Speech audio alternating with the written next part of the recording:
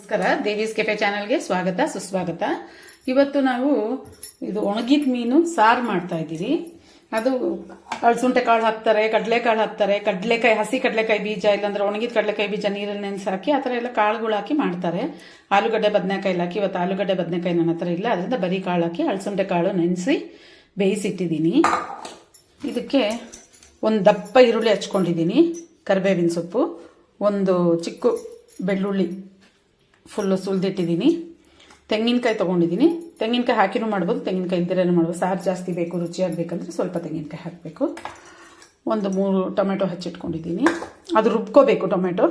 ಮತ್ತು ಇದು 1 table spoon ಖಾರದ ಪುಡಿ, 1 ಟೇಬಲ್ ಸ್ಪೂನ್ ಧನಿಯಾ ಪುಡಿ, 1/4 ಟೇಬಲ್ ಸ್ಪೂನ್ ಅರಿಶಿನ ಪುಡಿ ನೀರು ಹಾಕಿ ಮಿಕ್ಸ್ ಮಾಡಿ ಇಟ್ಕೊಂಡಿದ್ದೀನಿ. ಒಂದು ದಪ್ಪ ನಿಂಬೆಹಣ್ಣು ಗಾತ್ರದ ಹುಣಸೆಹಣ್ಣು ನೆನೆಸಿ ಕ್ಯೂಚಿಟ್ಕೊಂಡಿದ್ದೀನಿ. ಮತ್ತು ಇದು ಒಣಗಿದ ಮೀನು, ಇದು ಒಂದು ಸ್ಲೈಸ್ ಮೀನು, ದಪ್ಪ ಇರುತ್ತೆ. ಇದೇ ಸಾರಿಗೆ ಯೂಸ್ ಮಾಡೋದು, ಚಿಕ್ಕದು ಮಾಡ್ತಾರೆ. ಸೊ ಇದನ್ನು ಚೆನ್ನಾಗಿ ಬಿಸಿನೀರಲ್ಲಿ ಸ್ವಲ್ಪ ನೀರು ಬಿಸಿ ಮಾಡಿಕೊಂಡು ನೀರಲ್ಲಿ ಒಂದು 10-15 ನಿಮಿಷ ಹಾಕಿ ಚೆನ್ನಾಗಿ ತೊಳೆದು ಒಂದು 4-5 ಸತಿ ತೊಳೆದು ನೀರೆಲ್ಲ ತೆಗೆದು ಮತ್ತೆ ಇವಾಗ ನೀರಲ್ಲಿ ಹಾಕಿಟ್ಟಿದ್ದೀನಿ. ಸೊ ಹೇಗೆ ಮಾಡೋದು ಅಂತ ನೋಡೋಣ ಬನ್ನಿ. ಈಗ ಸ್ಟವ್ ಹಚ್ಚಿ ಬಾಣಲಿ ಇಡ್ತಾ ಇದ್ದೀನಿ, ಎಣ್ಣೆ ಹಾಕೋಣ.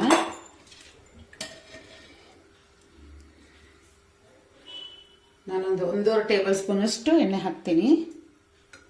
ಎಣ್ಣೆ ಬಿಸಿಯಾಗಿದೆ, ಈಗ ಮೆಂತ್ಯ ಹಾಕೋಣ. ಮೆಂತ್ಯ ಹಾಕಿದ ತಕ್ಷಣ ಬೆಳ್ಳುಳ್ಳಿ ಮತ್ತೆ ಈರುಳ್ಳಿ, ಕರಿಬೇವಿನ ಸೊಪ್ಪು ಹಾಕೋಣ.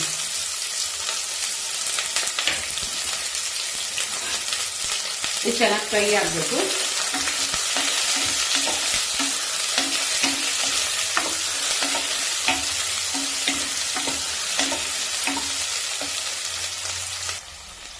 ಈಗ ಈರುಳ್ಳಿ ಚೆನ್ನಾಗಿ ಫ್ರೈ ಆಗಿದೆ, ರುಬ್ಬಿಟ್ಕೊಂಡಿರುವಂಥ ಟೊಮೆಟೊ ಹಾಕೋಣ.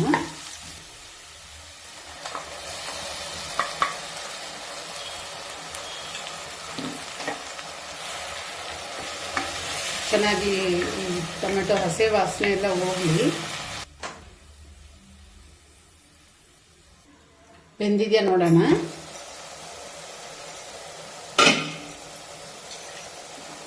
ನೋಡಿ, ಈಗ ಟೊಮೆಟೊ ಹಸಿ ವಾಸನೆ ಎಲ್ಲ ಹೋಗಿದೆ. ಈಗ ನಾವು ಮಿಕ್ಸ್ ಮಾಡಿ ಇಟ್ಕೊಂಡಿದ್ದಂಥ ಧನಿಯಾ ಪುಡಿ, ಖಾರದ ಪುಡಿ, ಅರಿಶಿನ ಪುಡಿ ಮಿಶ್ರಣ ಇದೆಯಲ್ಲ, ಅದನ್ನು ಹಾಕೋಣ. ಅದನ್ನು ಹಾಕಿ ಅದರದ್ದು ಹಸಿ ವಾಸನೆ ಎಲ್ಲ ಚೆನ್ನಾಗಿ ಹೋಗಬೇಕು. ಅದನ್ನು ಚೆನ್ನಾಗಿ ಫ್ರೈ ಮಾಡೋಣ. ಅದು ವಾಸನೆ ಎಲ್ಲ ಹೋಗಿ ಎಣ್ಣೆ ಮೇಲೆ ತೇಲಿ ಬರುತ್ತೆ, ಅದುವರೆಗೂ ಸ್ವಲ್ಪ ಚೆನ್ನಾಗಿ ಫ್ರೈ ಆಗಲಿ. ಇದಾಗಿದೆಯಾ ನೋಡೋಣ ಬನ್ನಿ. ಚೆನ್ನಾಗಿ ಬಂದಿದೆ ನೋಡಿ, ಚೆನ್ನಾಗಿ ಮರಳಿ ಎಣ್ಣೆ ಎಲ್ಲ ಮೇಲೆ ಬಂದಿದೆ. ಈ ಹಸೆ ವಾಸನೆ ಎಲ್ಲ, ಮಸಾಲೆದೆಲ್ಲ ಹಸೆ ವಾಸನೆನೂ ಹೋಗಿದೆ. ಈಗ ನಾವು ಹುಣಸೆಹಣ್ಣು ನೀರು ಹಾಕೋಣ ಇದಕ್ಕೆ.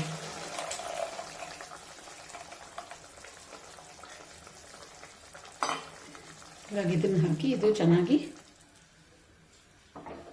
ಹುಣಸೆಹಣ್ಣೆಲ್ಲ ಚೆನ್ನಾಗಿ ಕುದ್ದು ಅದ್ರದ್ದು ನೋಡೋಣ ಬನ್ನಿ. ಈಗ ಇದು ಚೆನ್ನಾಗಿ ಮರಳಿದೆ. ಈಗ ನಾವು ರುಬ್ಬಿಟ್ಕೊಂಡಿರುವಂಥ ತೆಂಗಿನಕಾಯಿ ಹಾಕೋಣ. ತೆಂಗಿನಕಾಯಿ ಒಂದು ಸ್ವಲ್ಪ ಇಟ್ಟಿದ್ಮೇಲೆ ಸಾರು ಸ್ವಲ್ಪ ಗಟ್ಟಿ ಬರುತ್ತೆ. ಆ ಮಸಾಲೆ ತೆಂಗಿನಕಾಯಿ ರುಬ್ಬಿದ್ದು ಹಾಕೋಣ. ಹಾಕ್ಬಿಟ್ಟು ನಿಮಗೆ ನೀರೆಷ್ಟು ಬೇಕಷ್ಟು ನೀರು ನೋಡಿಕೊಂಡು ಕ್ವಾಂಟಿಟಿ ಸ್ವಲ್ಪ ಹಾಕ್ಕೊಂಡು ನೀರು ಹಾಕೋಣ. ನೀರು ಹಾಕಿದ್ದೀರಿ, ಗಟ್ಟಿ ನಮಗೆ ಎಷ್ಟು ಬೇಕಂತ ನೋಡಿಕೊಂಡು ನೀರು ಹಾಕೋಬೇಕು.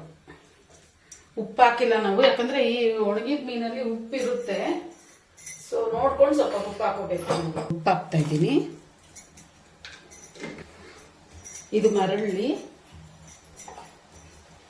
ಹಾಗೆ ನಾವು ಬೇಯಿಸಿಟ್ಕೊಂಡಂತ ಕಾಳು ಇದೆಯಲ್ಲ, ಅದನ್ನು ಈಗಲೇ ಹಾಕೋಣ. ಮಸಾಲೆ ಜೊತೆ ಸೇರಿ ಚೆನ್ನಾಗಿ ಮರಳಿ.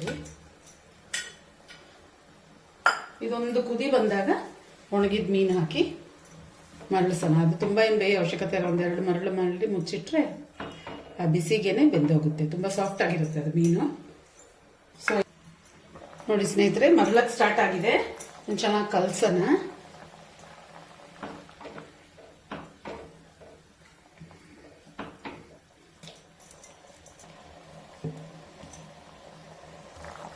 ಈಗ ನಾವು ಈ ಮೀನು ಹಾಕೋಣ, ಒಣಗಿದ ಮೀನ ಹಾಕೋಣ.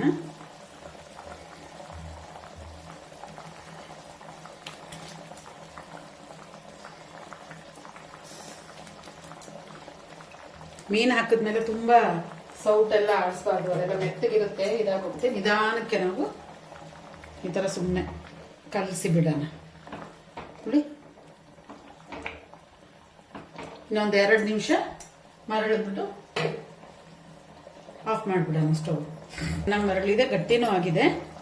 ಈಗ ಸ್ಟವ್ನ ಆಫ್ ಮಾಡೋಣ. ರೆಡಿ ಆಗಿದೆ ಇದು. ಸ್ನೇಹಿತರೆ, ರುಚಿ ರುಚಿಯಾದ ಅಲಸಂದೆ ಕಾಳು ಒಣಗಿದ ಮೀನು ಸಾರು ರೆಡಿ. ನೀವು ಟ್ರೈ ಮಾಡಿ ಹೇಗಿದೆ ಅಂತೇಳಿ. ದೇವೀಸ್ ಕೆಫೆ ಚಾನಲ್ ಸಬ್ಸ್ಕ್ರೈಬ್ ಮಾಡಿ, ಲೈಕ್ ಮಾಡಿ, ಶೇರ್ ಮಾಡಿ, ತಪ್ಪದೇ ಕಮೆಂಟ್ ಮಾಡಿ. ಬಾಯ್.